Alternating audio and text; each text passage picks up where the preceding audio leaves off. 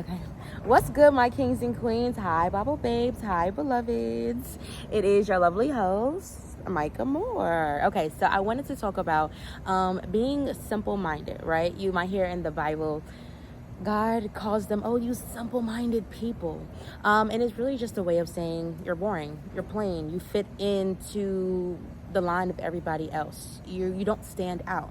And God calls us to be a peculiar people. He calls us to be holy.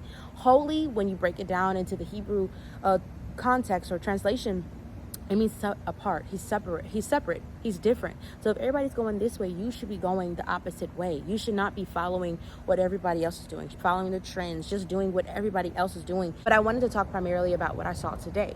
So today I was walking about in my neighborhood, and I saw this doormat of a lady. It's usually decorated, so it's fall now, and you know everybody loves the fall. I love the pumpkin, the smells. It gets so cool and crisp. I like pumpkin, like to eat sweet potatoes, pumpkin, like hot chocolate, like cookies, brownies. That's what I love about the fall. So she decorated her door, and on her door it says, I put a spell on you, right? And it had like a kind of like a ghost face on one of the letters in cute decorative way. I looked at it and kept walking, right? And in my head, I was like, oh, okay. But then I said, oh, wait, she's a Christian. And then I said, oh, some, Christians, they do like Halloween. But I didn't initially think that she was a Christian because she had something that says, I put a spell on you. As Christians, we don't necessarily gravitate towards witches and warlocks or anything of the magic in the dark realm, because that's not what God stands for. That's not light, that's darkness. So off the rip, I'm not thinking, oh, she's a Christian. I just thought she was a regular person and just kept moving. But I remember, and I pulled back a time that, wait, we had a whole conversation before. And we discussed how she was a Christian. She has a Christian a cross tattoo. Now, that doesn't mean anything, but it does at the same time. Because at least maybe one point you were hot for Christ, or you love Christ and think you love Christ enough. How you doing? Where you got a whole cross tattoo on your body. So that should mean that you got something permanent on your body. This is something important. Me, I have my children tattooed on my body. That means I live by my children, I die by my children. You get what I'm saying? So you have something tattooed across on your body. That means that you should be following their word. And I remember having a conversation with her one time, and I was like, oh, you're a Christian. And she was like, yeah, but I don't do no Bible studies or anything like that, because I go to Bible study. And I don't see anything wrong with that, because a lot of people don't. Growing up, I guess you could say we had Bible study when we did worship with me and my sisters once a week, and my mom. But I didn't read the Bible every single day. I read it that once a week. I didn't really like reading the Bible, especially because it was hard to understand until I got a New Living Translation Bible that I could understand. Then I was fascinated more to read it more, right? So I'm not a judgmental person. I see someone doing something, I'm just like, okay, and I just keep moving, because it's kind of like mind your business. You know what I'm saying? Like, just keep moving. And maybe that might be something that I shouldn't be doing as a Christian. Maybe you shouldn't mind your business all the time. I don't know. When the Lord convicts me, then I'll change. But when I saw that and had that conversation with her, I didn't think off the rip that she was a Christian. Why? Because she didn't move like a Christian. She didn't walk like a Christian. I don't have any decorations on my door. But I was thinking about decorating my door, and I was going to put a Bible verse. The first thing I could think of was a Bible verse to put on my door. Why? Because when you are by Christ, you give your life to Christ, you die. You die, and you are born in Christ. You are a new creation, so that you move and think like Christ. You do things of Christ. When Christ moves, then you will get your glory. When Christ gets his glory, then you will be seen. So when off of your face value, you shouldn't be like, oh yeah, that's a regular person. Oh yeah, this is this. You should be like, oh, they mess with Christ. Oh, they follow Christ. Because that's what people should see when they see you. And not just, oh, you're just a regular person. So when I saw that, yes, like I said, a lot of Christians celebrate Halloween. I don't. Because I'm not going to sit there and play with things that we don't even truly know about. Yes, Halloween is a lot of times, going back into other cultures, it's a day where they celebrate the dead spirits. They do seances. They do different types of worshiping things. They're not necessarily doing it on Christmas. Now, do I think Christmas is the day that Jesus was born? Absolutely not. Because they said that he was born at a time where things were rising. That's not the winter. That would be most likely be the spring, where things were growing. So I don't think that that's when Jesus was born. Do I think that it's tainted with some Saint Nicholas which I don't even like the saints, because a lot of the saints, Saint Valentine, were killers. Yeah. Do I give presents on Christmas? No. Do I enjoy my time off? Yes. Will I cook a meal? I'll cook breakfast, a big breakfast, but I'm enjoying my time off. I'm not necessarily saying, oh, Christmas, Christmas, Christmas, because these are pagan holidays that have no actual purpose for Christ. Do I want to start celebrating holidays in the Bible? Yes. They talk about the Passover, and I was telling my mom, and she was like, oh, that's a Jewish holiday. I'm like, yeah, but they talk about in the Bible to keep it forever. And he never went back and said, don't keep it. So he said, remember this forever in generations to come. I'm generations to come. So I said next year I wanted to celebrate the Passover. I'm just saying, these are my thought process on certain things such as holidays and being aware and working on relationship instead of religion. I'm listening and following the rules of what the Bible is saying. Keep the seventh day holy. That's why I'm a 7-day Adventist, and that's why I do certain things the way that I do it, because I'm reading the Bible.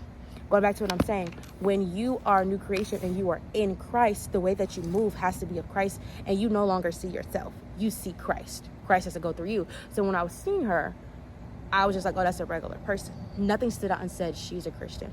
Like I said, people don't go to church. People go to church online. People have social anxiety, but never seen her go to church. And I'm not here to bash, but it's just like, is the way that you move, does that signify I love Christ?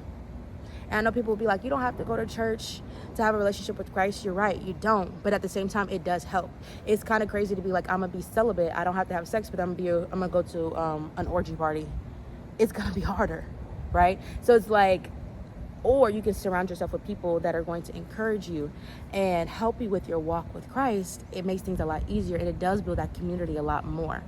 And why not? You know what I'm saying? There's so many other things you could be doing. Why not carve out that time to be with him? So not really even talking about that, but I'm just saying how we move. Sometimes we can be so simple or simple-minded that we're just basic. We fall in the line and do things that everybody else does. But I wanted to follow the path and follow in pursuit of what everybody else did. Do the same way everybody else did. Think how everybody else thought. Go to the same parties. And one thing that I loved is when I had my children, you started to see the people fall off. Like the friends that I had, you started to see them fall off. And to me, I don't feel any type of way about it.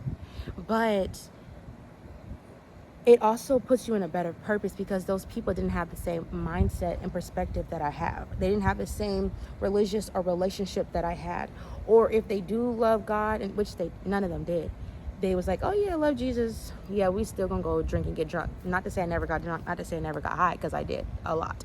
But what I'm saying is their viewpoints, we're not in the same pace. Yes, because I have kids, and yes, because I'm married, but we're not in the same group, and we don't have the same mindset. But if I would have stayed and just followed in pursuit, let me just do what they're doing just because, let me stay friends with them because, let me let them influence me because I would have thought like them, moved like them, and I wouldn't be in the purpose that God has for me now.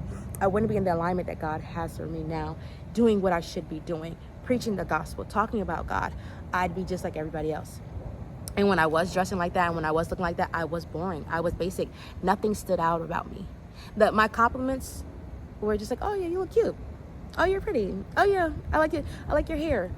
They were basic compliments. Not to say they're not good compliments, because I love when my husband tells me I look beautiful and he loves my hair. But the compliments I get now is that I see God radiating through you.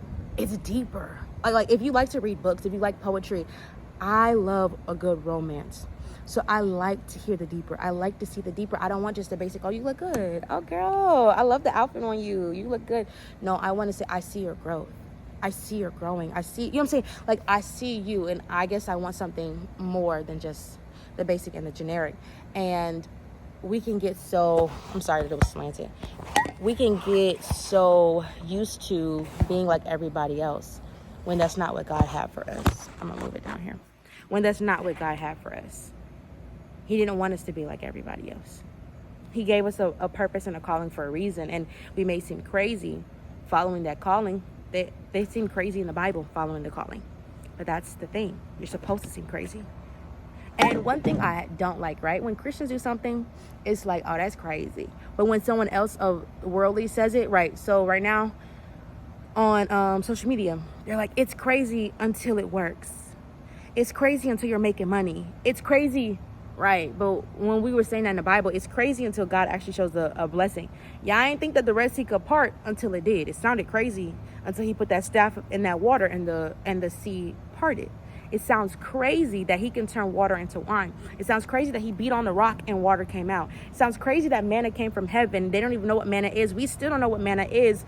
And they had food every single day. It sounds crazy that Abraham would have generations and generations to come when his wife couldn't even get pregnant with one child. It sounds crazy until it happens. And it's common now. Oh yeah, it sounds crazy till it happens, till I start making money, till I blow up on social media, till everybody looking at me. Yeah, it sounds crazy. But when Christians are saying it, it's like, Christians, God. But that's how it's supposed to be. They hate it. What did it say? Don't be mad when they hate you because they hated me first. We're supposed to be different. We're supposed to stand out, and that's okay. That's okay to be a little bit different. It's okay to not be the norm, because the norm is boring. Everybody look the same. Everybody talks the same. Everybody has the same personality. It's boring. It's okay to be different. It's okay to stand out. It's okay to be yourself and to be unique and to have your own quirks and kinks. That's okay. Because God made you perfect. And the best thing and the most beautiful thing that you could do is embrace it. All right, that's all I wanted to say. Stay up, stay tuned, and stay woke. And I'll see you in the next video. Bye. Let me see if I can